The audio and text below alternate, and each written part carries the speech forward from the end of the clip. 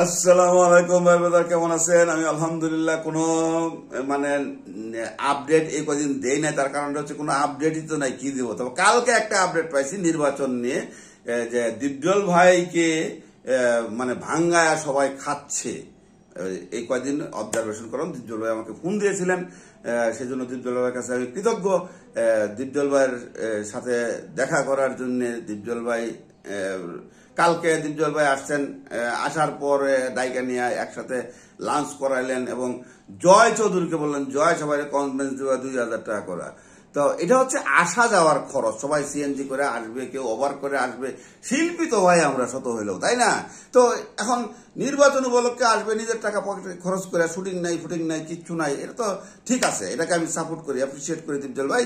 তো বিষয়টা হচ্ছে কোথায়? বিষয়টা হচ্ছে যে দীপজল ভাই তো ওদের কাছে টাকাটা দিচ্ছে, কিন্তু তাদের কাছে টাকাটা পৌঁছাচ্ছে না। কাউকে টাকা দিচ্ছে এবং কাউকে কম দিচ্ছে, কাউকে দিচ্ছেই না।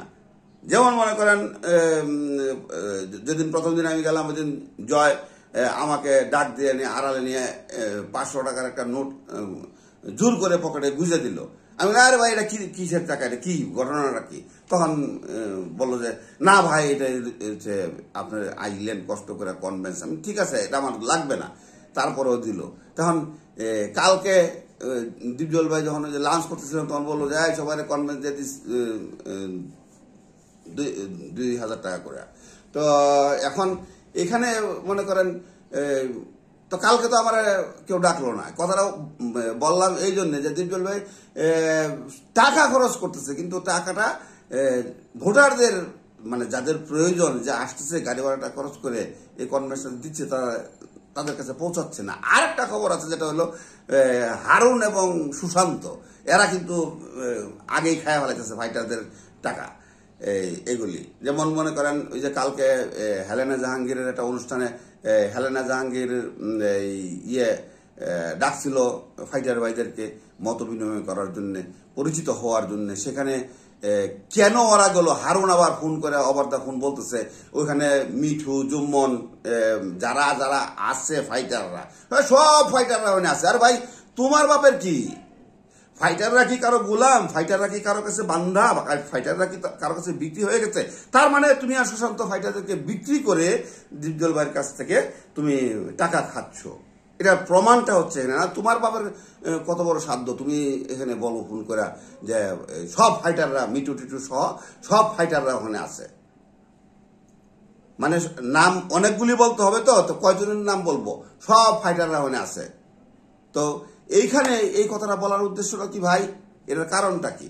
এই যে দ্বিধাদ্বন্দ্বগুলি সৃষ্টি করতেছে, এই যে ব্যারিকেডগুলি সৃষ্টি করতেছে, এই ব্যারিকেডের কারণে এই ভোটগুলি নষ্ট হতে পারে, এটা আশঙ্কা করছি। তাই আমি এই কন্টেন্টটা বানাইলাম আপনাদের জন্য।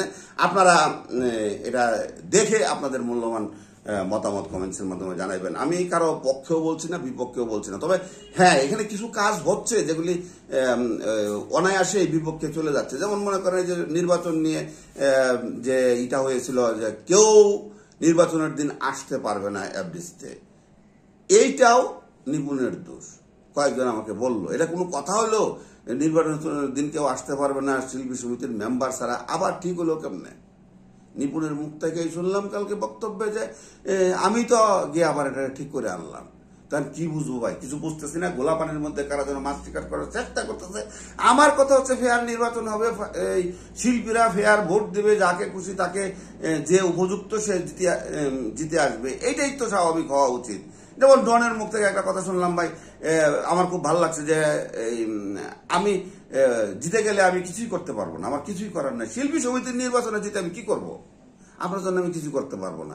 মন চাইলে ভাই ভোট দিবেন, ভালো লাগলে ভালোবাসা নিবেন, ভালোবাসা দিবেন, এটাই হওয়া উচিত। তো এখানে দীপজল ভাইকে ভাঙ্গায়া খাচ্ছে কিছু লোক। দীপজল ভাই এটা হয়তো বা এখন বুঝতে পারছে, বুঝতে পারলে কি হবে, ওনারাকে তো পড়ায় পড়ায় মাঠে নামায় দিচ্ছে। ওনারা এখানে নামাটাই ঠিক হয় নাই।